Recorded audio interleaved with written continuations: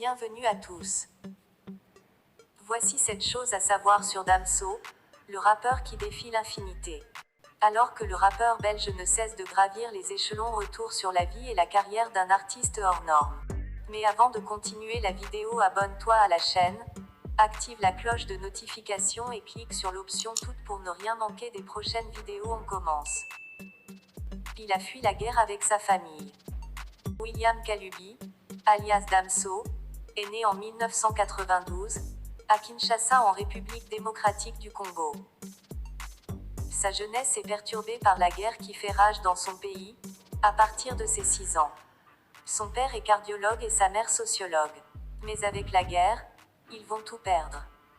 Au début des années 2000, il quitte le Congo pour la Belgique. Damso s'installe alors avec sa famille à Matonge, un quartier d'Ixelles, commune de Bruxelles. Sa condition de vie va drastiquement changer. La guerre n'est plus là mais le regard des autres est omniprésent. Son premier groupe s'appelait OPG. Damso commence à rapper à l'âge de 13 ans, influencé par ses frères qui lui font découvrir le rap américain. En 2006, il monte un groupe avec son ami d'enfance, Dolpha. Il l'appelle OPG pour Original Player Gangsta. Quelque temps plus tard, le groupe s'agrandit avec les rappeurs Rex, de Kelly Brown. Au début des années 2010, le collectif OPG se professionnalise et sort sa première mixtape, MMXII. C'est peut-être d'ailleurs de là que vient la passion de Dems pour les alphabets entiers. Il a vécu quelque temps dans la rue. Pendant son adolescence, Damso a de bons résultats scolaires mais il n'aime pas les études. Il s'inscrit à la fac en marketing et psychologie, mais abandonne assez vite les bancs de l'école. Il préfère les cabines d'enregistrement des studios. Quand son père découvre qu'il déserte la fac, il décide de le renvoyer au Congo, dans une école plus stricte pour apprendre la comptabilité. Damso est alors de retour en RDC mais le décalage est beaucoup trop grand et la compta ne le passionne pas. Il ne se voit pas terminer dans un bureau pour le reste de sa vie. Il rentre alors à Bruxelles, mais sans le soutien de sa famille. Il est livré à lui-même, habitant dans des squats, traînant à la rue d'Arscott, célèbre pour sa vie nocturne et commettant même quelques petits trafics pour survivre.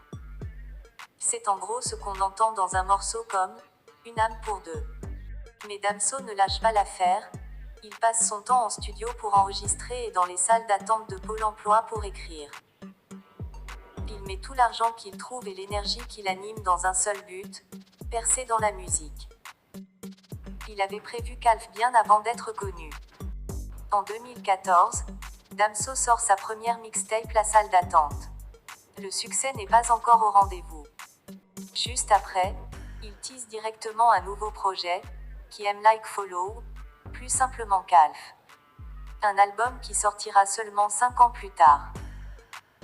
Damso a toujours dit qu'il avait déjà prévu les noms et les concepts de tous ses albums dès le lancement de sa carrière. C'est ainsi que sur Ipséité, chaque morceau sera précédé d'une lettre de l'alphabet grec. Et on retrouve la suite de cet alphabet sur QALF Infinity, comme Damso l'avait prévu depuis le début. Il a écrit pour Louane et Kenji Girac. La plume de Damso n'a laissé personne indifférent, notamment dans la chanson française. C'est Kenji Girac qui franchit le pas en 2018, faisant appel à Dems pour lui écrire quelques titres, notamment le tube « Maria Maria ». Kenji dit avoir réécrit quelques phrases un peu trop sulfureuses pour son jeune public. Mais sinon, il valide, Damso, c'est un gitan. Plus récemment, c'est Louane qui a fait appel à Damso, notamment pour son tube « Donne-moi ton cœur ». Louane raconte qu'ils ont juste discuté longtemps de la vie autour d'une bière et qu'à la fin de la soirée puis de la nuit en studio, la chanson était finie. Du sur-mesure. Damso, lui, dit qu'il voit déjà des rimes quand il parle de la vie avec les artistes, autour d'une bière. Bref, si tu bois une bière avec Damso, fais bien attention, si ça se trouve un tube est en train de se faire. Damso écrit ton âme, juste entre les bulles. Il voulait percer comme beatmaker à la base.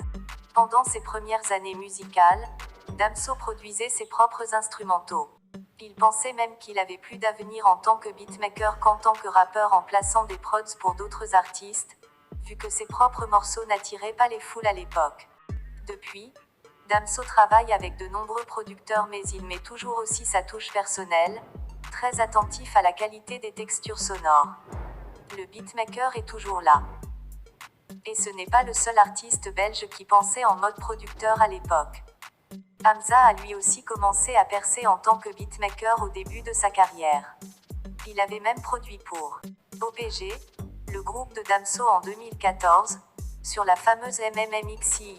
Ce n'est pas un hasard si les deux rappeurs ont collaboré de nombreuses fois.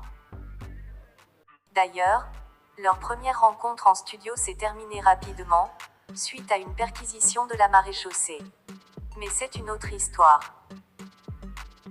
Son couplet sur « Mwaka Moon » existait déjà en partie. Vous vous souvenez forcément de « Mwaka Moon », le tube de Kalash avec Damso qui a cassé tous les records. Si vous réécoutez son couplet, vous noterez des similitudes avec quelques rimes de son morceau « Vagabond », sorti sur son tout premier projet La Salle d'attente. Damso sait réutiliser ses meilleures rimes à bon escient. Et comme ça, le monde entier aura écouté un petit bout de Salle d'attente. Damso est pour les circuits courts, rien ne se perd, tout se transforme jusqu'à l'infinité.